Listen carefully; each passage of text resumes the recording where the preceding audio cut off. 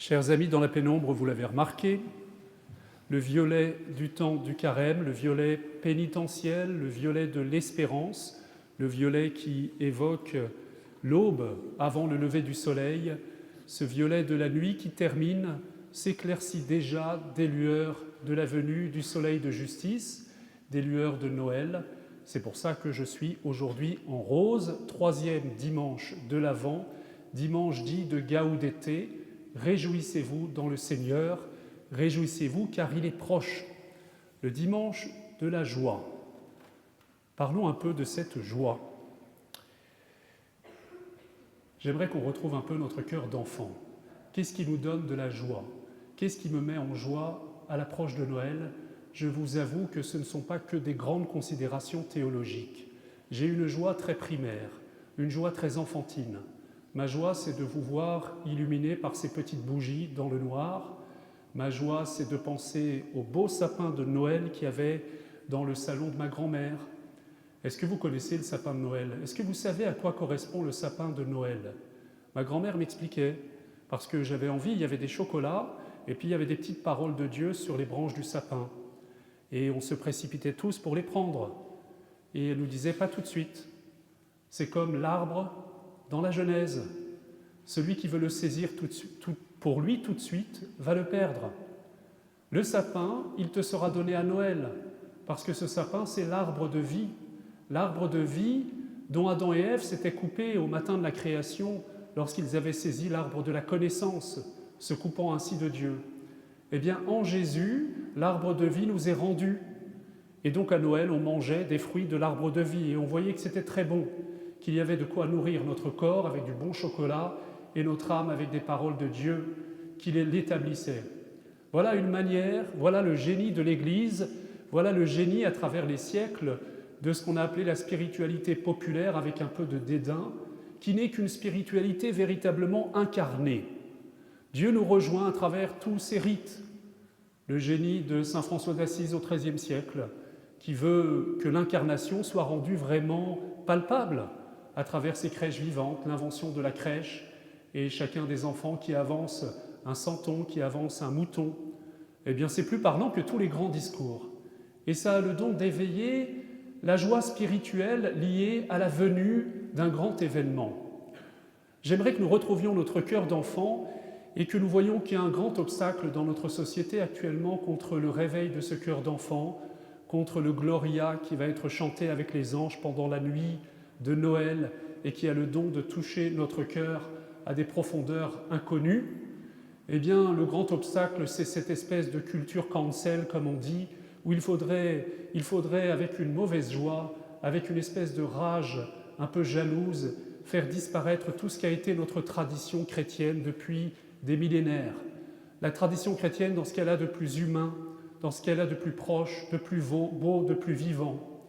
Alors beaucoup d'aspects de cette cancel culture, nous les connaissons, les plus récents, comme si c'était un péché de mettre un arbre de Noël dans la rue. Est-ce que vous voyez beaucoup de crèches dans le quartier du 9e, du 8e et du 17e arrondissement?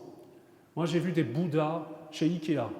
J'ai vu Bouddha chez Ikea parce que Bouddha, mais là encore, je ne suis pas sûr qu'on fait honneur à cette grande tradition spirituelle qui est le bouddhisme en faisant un petit objet de consommation.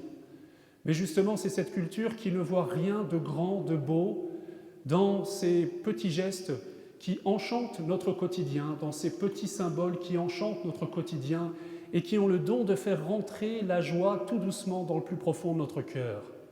Est-ce que vous aimez la belle musique, les beaux chants? Est-ce que vous aimez tous ces assauts de la grâce, de la beauté qui nous prennent de partout et qui, avec quelle douceur, font entrer plus efficacement que tous les discours la joie vécue dans nos cœurs? Chers amis, réapproprions-nous la joie de Noël, réapproprions-nous la joie chrétienne, réapproprions-nous tous ces beaux signes, ces beaux symboles, ces belles images de la joie qui n'est autre que la prise de conscience que quelque chose de grand se passe au milieu de nous, que Dieu visite son peuple, que Dieu est là et que Dieu s'approche dans le petit enfant qui va venir. Et pour accueillir un enfant, il faut retrouver son cœur d'enfant. Alors libérons la joie, les amis, et tant pis pour les vieux grincheux, tant pis pour ceux qui ont fait profession de rendre tout le monde triste et d'enfermer tout le monde dans leur tristesse. Un autre obstacle, je dirais, à cette culture de la joie, c'est l'habitude que nous avons de répondre à tous nos besoins immédiatement. On dirait après la culture woke, ou pardon, la culture cancel, et woke ce sera pour après. C'est la culture de consommation. Vous savez, je me suis surpris à penser aux cadeaux que j'allais faire à mes proches, à mes neveux, à mes filleuls. Alors, on peut passer du temps dans les magasins, on peut essayer de construire quelque chose, on peut essayer de les inviter à partager quelque chose avec eux, ou alors il y a le moyen magique qui consiste à allumer son ordinateur et à double-cliquer sur un site qui nous permettra d'avoir un objet magique qui aura traversé les océans depuis la Chine, qui aura été construit la veille, et alors peu importe que ça abîme la planète, mais qui nous sera donné sans aucun effort. Quelle tristesse dans ces cadeaux qui ne sont qu'une manière de nous dire que nous nous satisfaisons d'objets de consommation.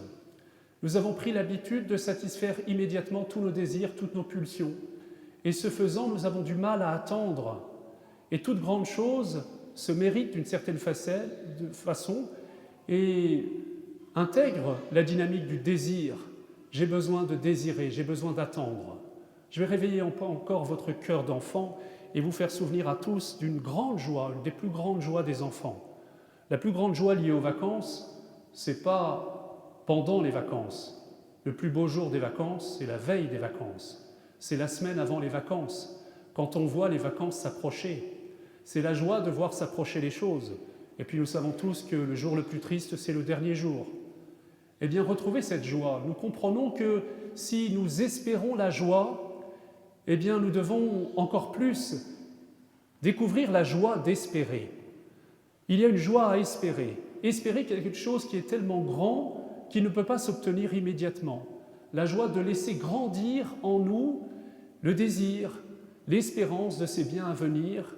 Eh bien, c'est ce dont a besoin Dieu pour dilater notre cœur, pour que notre cœur ne soit pas trop vite encombré de satisfaction immédiate de biens de consommation, mais que notre cœur petit à petit jeûne et se dilate ainsi pour accueillir la grandeur toujours plus grande de ce que Dieu veut pour nous.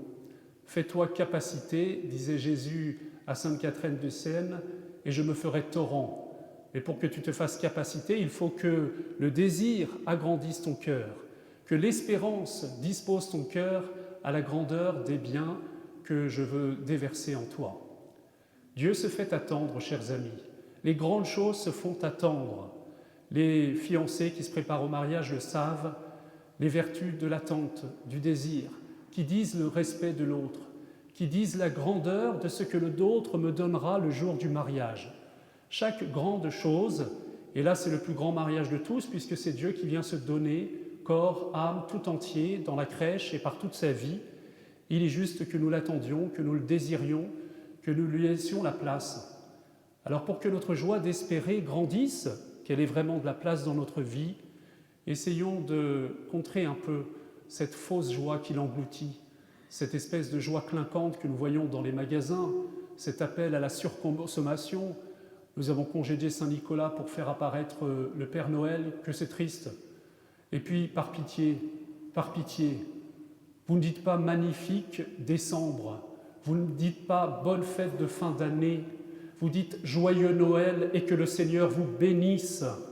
Et vous verrez le cœur et le visage des personnes à qui vous parlez s'illuminera, parce que vous direz quelque chose de grand, vous communiquerez cette espérance de la joie qui est en vous. Résistons, ne nous laissons pas aller à cette espèce d'intimidation, à cette espèce de tristesse ambiante qui voudrait que toute joie soit suspecte, surtout quand cette joie est liée aux plus grandes, c'est-à-dire aux joies spirituelles. Soyez dans la joie, frères et sœurs. Bonne fête à venir. Bonne fête et que le Seigneur dilate dans vos cœurs, qu'il dilate vos cœurs et qu'il prépare la place pour que le Seigneur vienne. Amen.